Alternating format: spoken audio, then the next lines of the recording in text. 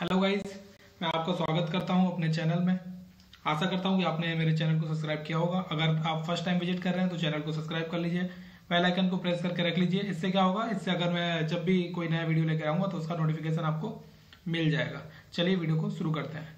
तो गाइस, आज हम बात करने वाले हैं एनएससी के बारे में कि एक जो रिटेल ट्रेडर है, एक जो ट्रेडर है वो स्टॉक मार्केट में इन्वेस्ट करने के लिए जो ऑथेंटिक इंफॉर्मेशन होती है वो एनएससी की साइट से कैसे प्राप्त कर सकता है, या फिर एनएससी का यूज करके किसी भी कंपनी के बारे में उसकी ऑथेंटिक इंफॉर्मेशन को कैसे करके ढूंढ सकता है, कैसे करके उसको यूज करके अपनी ट्रेडिंग को या फिर अपनी इन्वेस्टमेंट जर्नी को और ज्यादा हेल्पफुल बना सकता है।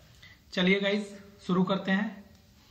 गाइस, तो जैसा कि हम जानते हैं कि एनएससी जो है वो एक प्लेटफॉर्म प्रोवाइड करता है हम लोगों के लिए, ट्रेडिंग के लिए, इन्वेस्टिंग के लिए। तो एनएससी के बारे में अगर मैं थोड़ा सा आपको बताऊं जल्दी से, तो एनएससी जो वर्ल्ड का लार्जेस्ट प्लेटफॉर्म है in terms of derivative exchange and world का फोर्थ लार्जेस्ट प्लेटफॉर्म है in terms of equity trades. Okay, तो और ये मुंबई बेस्ड है, इसका हेडक्वार्टर मुंबई में। ये सब इसके बारे में बेसिक इन्फॉर्मेशन हो जाएगी।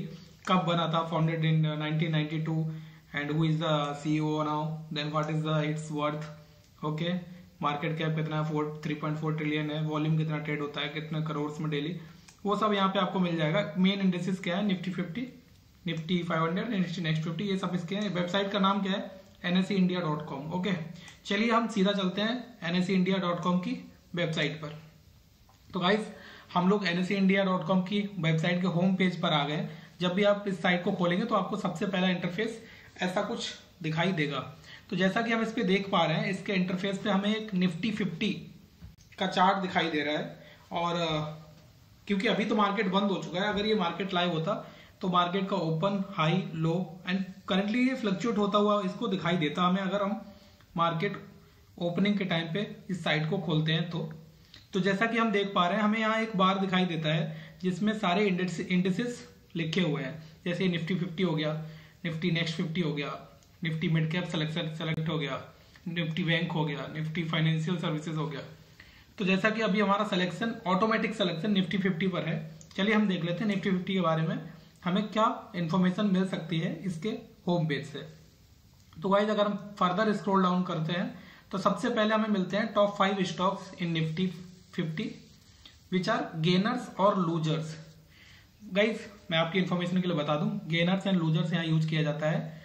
जैसे सपोज कीजिए आज मार्केट खुला है तो कल का जो प्रीवियस क्लोज था उसके कंपैरिजन में जो मार्केट्स, जो 5 स्टॉक्स आज सबसे ज्यादा भाग रहे होंगे, सबसे ज्यादा चल रहे होंगे, उनको हम टॉप 5 गेनर्स बोलते हैं। और वो 5 स्टॉक जो सबसे ज्यादा गिरे हुए होंगे उनको लूजर्स बोलते हैं। ओके गाइस, आशा करता हूं आपको ये पहले से पता होगा।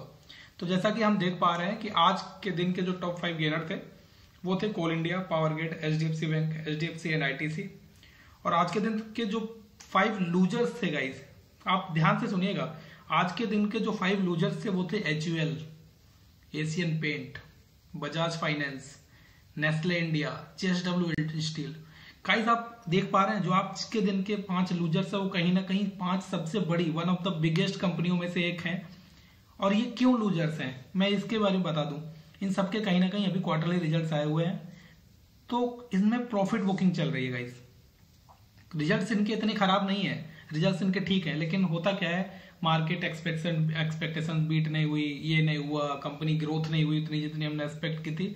उस चक्कर में जो बड़े ट्रेडर्स होते हैं, बड़े इंस्टीट्यूशंस होते हैं, वो इसमें रिजल्ट्स के टाइम पे प्रॉफिट बुक करते हैं। उसके बाद जब मार्केट नीचे ये स्टॉक्स गिर जाते हैं तो इसमें कहीं ना कहीं धीरे धीरे अपनी पोजीशन बना के फिर से स्टॉक्स को ऊपर ले आते हैं। चलिए गाइज, ये तो हो गया होम पेज के बारे में जानकारी।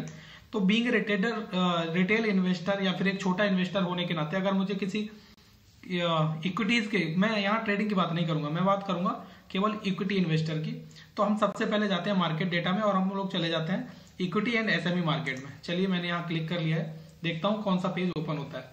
जब मैंने equity and SME market open किया तो सबसे पहले इक्विटी में यहाँ भी गाइज निफ्टी 50 सेलेक्ट होकर आया हुआ है, और निफ्टी 50 के जो 50 स्टॉक्स है वो यहाँ पर ओपन हो गया, पूरी लिस्ट ओपन हो गई है। जैसा कि मैं आप स्क्रॉल कर रहा हूं, आप देख पा रहे होंगे। चलिए देख लेते हैं कि इसमें क्या क्या डेटा इन्होंने दिया हुआ है। जो निफ्टी 50 के गाइस 50 स्टॉक्स हैं उनके बारे में, आज का ओपन क्या था, हाई कितना लगाया स्टॉक ने, लो कितना लगाया, उसका कल का क्लोज कितना था, previous close, last traded price बता रहे हैं ये लोग, देन चेंज कितना हुआ है कल के कंपैरिजन में, देन परसेंटेज चेंज कितना हुआ है, कितने वॉल्यूम में शेयर ट्रेड किए हैं, कितने लाख में इसका जो वैल्यू है शेयर्स का वो कितना ट्रेड हुआ है, 52 वीक हाई क्या है, 52 वीक लो क्या है। तो ये सारी इंफॉर्मेशन किसी भी कंपनी के बारे में आपको इसकी साइट पे आकर यहाँ मिल सकती है। और यहाँ पे एक चीज और आप अगर नोटिस आपने की हो, अगर नहीं की हो तो मैं आपको बता देता हूँ, यहाँ हमें ये एलटीपी के पास कुछ एरोज लगे हुए दिखाई दे रहे हैं गाइस। जैसे ये डबल एरो लगा हुआ है, ये सिंगल एरो लगा हुआ है, और ये फिर से डबल एरो लगा हुआ है ग्रीन कलर से। और उसके बाद अगर हम नीचे आते हैं तो हमें कुछ दिख जाएंगे रेड कलर से डबल एरो लगे हुए हैं, और रेड कलर से सिंगल एरो भी लगे हुए होते हैं, और ये ट्रिपल एरो भी होते हैं। तो मैं आपको एक आपकी जानकारी के लिए बता देता हूं, जो ग्रीन कलर से सिंगल एरो लगा हुआ होता है उसका मतलब होता है जो कंपनी का लास्ट ट्रेडेड प्राइस है, या फिर कंपनी का जो स्टॉक का जो प्राइस है वो कहीं ना कहीं अपने 52 वीक हाई से 5 से 7% के रेंज में ट्रेड कर रहा है अभी। और जो ग्रीन कलर से डबल एरो होता है उसका मतलब होता है कि जो कंपनी का जो स्टॉक का प्राइस है अभी वो कहीं ना कहीं अपने 52 वीक हाई के 2 से 5% के रेंज में है। इस चीज को आप चाहें तो कहीं नोट कर लीजिएगा गाइस। और जो ट्रिपल एरो होता है ग्रीन कलर से गाइस, उसका मतलब होता है कि कंपनी का जो स्टॉक प्राइस है कहीं ना कहीं वो अपने जो 52 वीक हाई है उससे 0 से 2% के रेंज में अभी एट प्रेजेंट ट्रेड कर रहा है।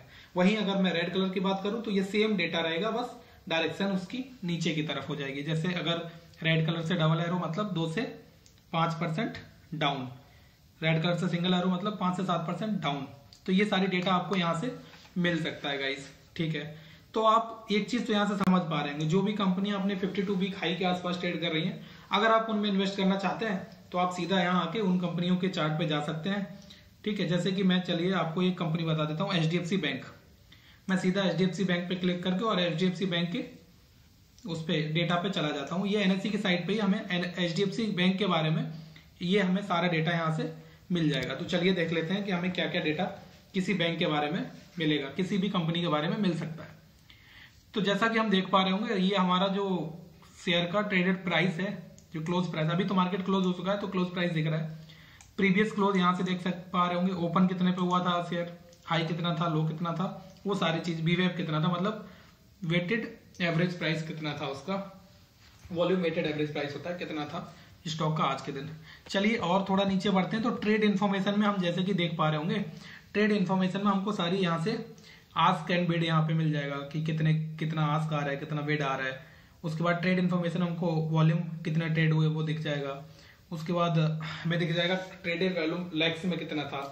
उसके बाद मार्केट कैप क्या है वो सब दिख जाएगा। प्राइस इन्फॉर्मेशन में हमें दिख जाएगा कि 52 वीक हाई क्या है, लो क्या है, अपर बैंड लोअर बैंड दिख जाएगा। ओके, वैल्यू एट रिस्क पे ये सब, सिक्योरिटी वैल्यू एट रिस्क, ये सब यहाँ पे दिख जाएंगे आपको। चलिए थोड़ा और नीचे अगर आप आएंगे तो कंपनी का सिंबल क्या है, ठीक है, डेट ऑफ लिस्टिंग क्या है, कंपनी का इंडस्ट्री क्या है, उसका पीई क्या है, ठीक है, इसका पीई क्या है, स्टॉक सेक्टर का पीई क्या है, ठीक है, ये पी किसके अंडर में आता है, स्टॉक निफ्टी 50 के अंडर में आता है, निफ्टी बैंक के अंडर में आता है, जैसे कि ये HDFC बैंक निफ्टी बैंक के अंडर में आता है। चलिए और थोड़ा नीचे आएंगे तो हम देख पा रहे होंगे जैसे टोटल कंपनी ने शेयर कितने इशू किए हैं। और अगर हम थोड़ा नीचे आए तो डिलीवरी, ये एक ट्रेडर के लिए कहीं ना कहीं मैं ऐसा मेरा मानना है कि डिलीवरी पोजीशन एक ट्रेडर को जरूर देखनी चाहिए कि शेयर में कितनी डिलीवरी उठाई जा रही है। अगर एक अच्छा शेयर है जो कि कहीं ना कहीं अगर गिर रहा है और उसका जो डिलीवरेबल क्वांटिटी है वो बहुत हाई है, तो ये इंडिकेट करता है कि उसमें ट्रेडिंग नहीं हो रही है, मोस्ट ऑफ द उसमें लोग डिलीवरी उठा रहे हैं, इंस्टीट्यूशंस उसमें डिलीवरी ले रहे हैं। तो इससे क्या रिप्रेजेंट करता है, ये रिप्रेजेंट करता है कि शेयर में रिकवरी होने के चांसेस बहुत ज्यादा है। अगर एक हाई वॉल्यूम के साथ डिलीवरी बहुत कम दिखाई दे रही है तो गाइस ये इंडिकेट करता है कि उस शेयर में इंट्राडे ट्रेडिंग ज्यादा हो रही है, लोग डिलीवरी ज्यादा नहीं ले रहे हैं। ठीक है गाइस, ये तो हो गया किसी भी कंपनी के बारे में बेसिक इन्फॉर्मेशन। चलिए हम आ जाते हैं कॉर्पोरेट इन्फॉर्मेशन पे क्लिक कर लेते हैं।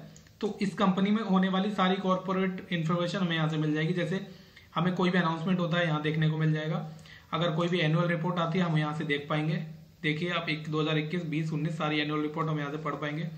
कॉर्पोरेट एक्शन जो भी होता है, कंपनी ने कितना डिविडेंड दिया, क्या दिया, वो सारे एक्शन हमें यहाँ देखते हुए देखने को मिल जाएंगे।